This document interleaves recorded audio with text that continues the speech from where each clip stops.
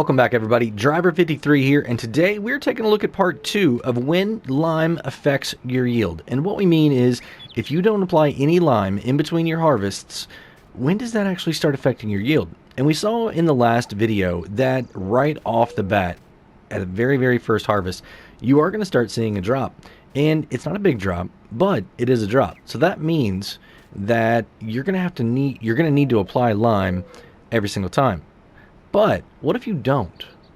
What if you want to just not have to worry about it and keep taking that hit? Well, when does it kind of balance out? And what I mean by that is, at what point does the soil say, okay, I can't lose any more nutrients, basically, and your yield just levels off, right? So say you get a 10% drop on a harvest, and then the next harvest, it's exactly the same. There's no more decrease. Well, what is that point? Well, I've gone through and I've done a bunch of harvests trying to figure out exactly that. So let's go ahead and jump. Well, first off, if you haven't watched the first video, go ahead. I'm going to link it up above. Check it out. And then come back over here and watch this one. I know most people are going to use lime, but it's like, maybe I don't want to do it every 3 or every 5 harvests, right? Maybe I don't want to do it every single harvest. Well, this right here is going to be able to help you determine when you might want to do it, all right, depending on your drop in your yield. So let's go ahead and take a look here at the first slide. And this first slide, it is the same one that we had at the end of the video last time. So you can see harvest number 1 was our baseline. That's how we determined exactly how much yield we were going to be getting off these fields. So on loam, it was 97.41. Sandy loam was 77.96. Silty clay was 7,014. And loamy sand was 62.35. All right, so harvest 2, you can see that we had a drop. And it was a 0.5% drop on loam and silty clay. And it was a 0.25% drop on sandy loam and loamy sand. So not a big decrease at all. But here, check out this next one. On this next slide here, you can see this is harvest number 3 and 4. And you can see that for harvest 3, this is actually the second time that you would not apply lime, because harvest 1 is your baseline. Harvest 2, you didn't apply any lime. Harvest 3 is the second time no lime going on the ground. So for loam and silty clay, you can see that it's basically a 2% drop. But on your sandy loam and loamy sand, it's only a 0.5% drop. And I find this very interesting, that your values that are dropping faster are getting a bigger reduction in the yield. So your loam and your silty clay, I mean, it was a 0.5% now you're at 2%. So it's 4 times the amount of yield loss just with one extra harvest. But on the other one, it's only a 0.5% now instead of a 1/4. So it only doubled. And over here on harvest number 4, you can see it happens again. On your loam and silty clay, now you're at 6% drop in your yield. So you went from a 0.5% to 2%, and now you're at 6%. That is a big drop. It may not seem like it, but that's a big drop compared to sandy loam and loamy sand, which is now only 1%. So you went from a 1/4 to a 1/2 to 1 now. So it's still dropping. Let's go ahead and check out harvest number 5. So on this one here, you can see that now you are at a 10% drop on loam and silty clay.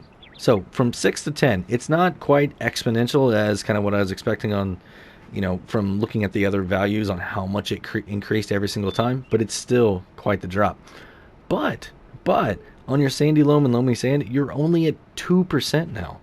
I mean, it's crazy. It went from a 1/4 to a 1/2 to 1 to 2. So it's basically doubling every single time.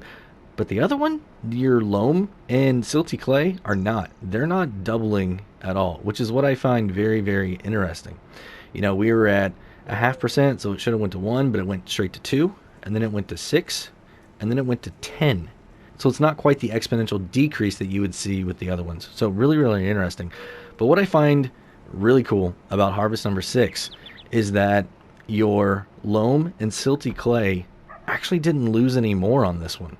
So your yield is within 2 liters on loam, and on silty clay, it's within 2 liters also. So right there, very close. And this is what I meant when I first was talking about this, about when you realize that you have no more yield loss. All right, so right here is where it happens. Harvest 5 and harvest 6, this is your break even.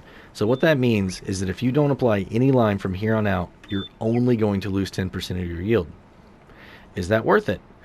I don't know, base game was like 15% if you didn't put any lime down. So it's not as big of a deal running precision farming if you don't want to put any lime down at all. And also you can see that on sandy loam and loamy sand, it's now 4%. So it's another double. All right, so quarter, half, 1, 2, 4. Let's see what happens in harvest number 7. Well, in harvest number 7, we went ahead and took off loam and silty clay because it's balanced out. There's no more loss that you're going to get with that. So now we're only focusing on sandy loam and loamy sand. And you can see right here, now it's 6%. So instead of doubling again, it went from 4% to 6. So you only lost an extra 2% on this harvest. And on harvest number 8, it did it again. Only 2% more loss to 8% now. So that's really, really interesting. It was doubling every single time, and now it's just going by 2% at a time. But we're still not done. It hasn't balanced out yet. So let's see what happens at harvest number 9. So harvest 9, you can see now you're at 10% loss. And you can also see that at harvest number 10, you're at 10% lost. So this is exactly where it balances out at. Really, really interesting that both of these, or all the soil types actually, balance out at a 10% loss. So if you don't want to put any lime down at all, that's the maximum reduction that you're going to see. So if you start a field and you don't want to put any lime down at all, ever, you're only going to have a 10% reduction as long as you fertilize and you plow also. I find that very, very interesting because sometimes it costs quite a bit of money to be able to put that lime down at the very beginning. You know, you're trying to bring those values up quite a bit, but do you need to? I mean, I don't know. I mean, if you can accept a 10% loss, like if you know that you're in loam and you're going to get 125% bonus anyway, but you don't want to put any lime down, well, you're still going to make 115% at worst, right? At absolute worst. That's what I find out the most interesting thing about this test here that we did is that you're not getting that much of a loss by not having any lime. So if you wanted to take this field down and run, 100 harvests, you would still only lose 10% at most. It almost makes lime not needed, right? Almost. But if you do want to put lime down, how much is it going to cost you? Well, we're going to cover that in the next video. I've actually taken a look at how many liters it takes to bring the soil back up to optimum conditions so that you're going to get 100% yield, right? So you're not going to have any reduction at all. So we're going to talk about it in the next video because I want to keep these separate. This is a very specific topic to the yield reduction right here. The next video is going to cover how much it costs to bring it back up. So hopefully I'll see you guys there. If you enjoyed this video, go and give me a thumbs up if you would. If you want to be kept up to date on all my latest precision farming videos here with lime or anything else about precision farming, think about hitting that subscribe button. And if you do, hit the notification bell too. Have a great day, night, evening, everybody.